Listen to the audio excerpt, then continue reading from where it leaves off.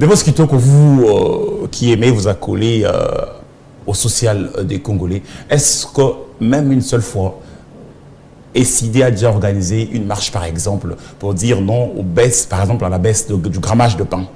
Est-ce que SID a déjà eu à organiser une marche, par exemple, pour la montée vertigineuse du taux des dollars, par exemple, le coût de la vie, inflation, etc. On n'a pas encore. Est-ce que si vous en avez, dites-nous, nous. Nous avons toujours ce problème-là. Et chaque jour, les gens en parlent. Mais il faut faire la différence entre les microbes et la fièvre. Ça veut dire? L'augmentation des taux de dollars ou la dévaluation de notre monnaie, la misère croissante de la population. Tout ce qui en découle comme corollaire, c'est la fièvre. Ce sont des conséquences. Mais les microbes, c'est la mauvaise gouvernance. Incarnée par les animateurs du régime actuel et ici, d'abord d'un braquage électoral et maintenant d'un simulacre d'élection. Alors moi, je me pose la question.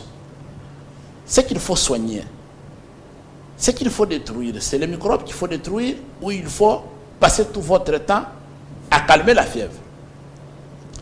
Un esclave ne demande pas à son maître de bien le nourrir. Non, il se bat pour se libérer de l'esclavage.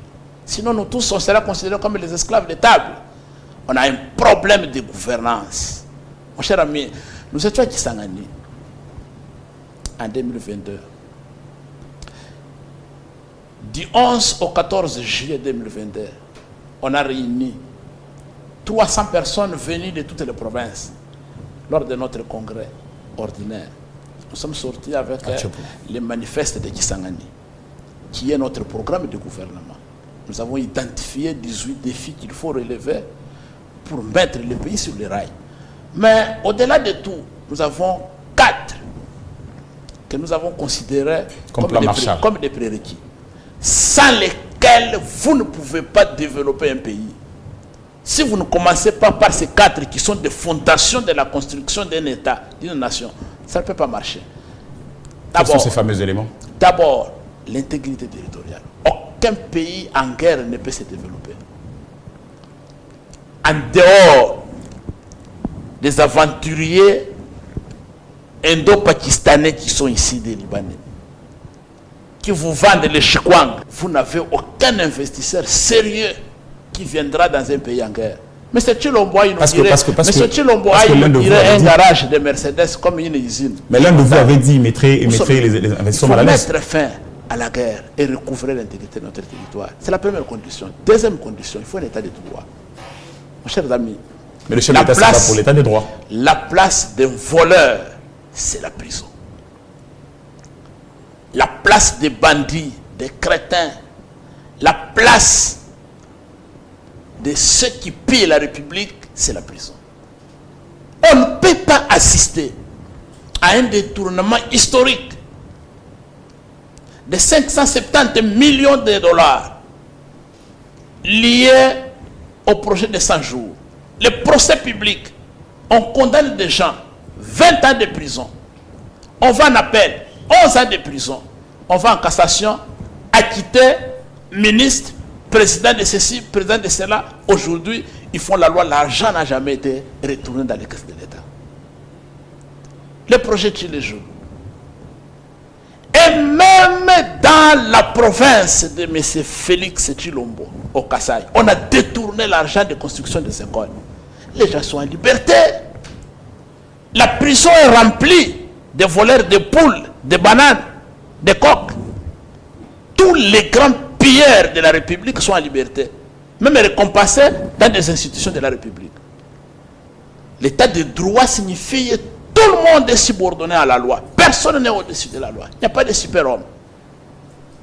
Et enfin, il faut la gouvernance interne, la redevabilité, la transparence, la légalité, l'équité dans la distribution des richesses nationales. Comment pouvez-vous comprendre qu'un semi-lettré, fabricateur de chaises en liane, parce que populaire dans un village, élu député, arrive à Kinshasa, je dis bien semi-lettré, arrive à Kinshasa. C'est la loi de la démocratie. Oui, c'est la loi. La loi de la Mais démocratie. il est député national. Il a 21 000 dollars par mois. 21 000 dollars par mois. Mais M. Devos Kitoko, qui a commencé par l'école primaire jusqu'au doctorat, 25 ans d'années d'études, n'arrive pas à atteindre même 1000 dollars de salaire. Nous allons arriver là-bas. Vous comprenez? Donc, ça veut dire quoi? Ça veut dire qu'il y a une mauvaise redistribution du revenu national. On ne peut pas continuer comme ça. Et enfin, la cohésion nationale. Mon cher ami, nous, on a grandi avec les amis sans connaître de quelle province ils étaient. Je ne sais pas. Moi, quand j'ai connu Martin Fayulu en 2007, je ne savais pas de quelle province il était. Il a commencé à travailler. Il ne m'a jamais posé la question de savoir, prof, vous êtes de quelle province.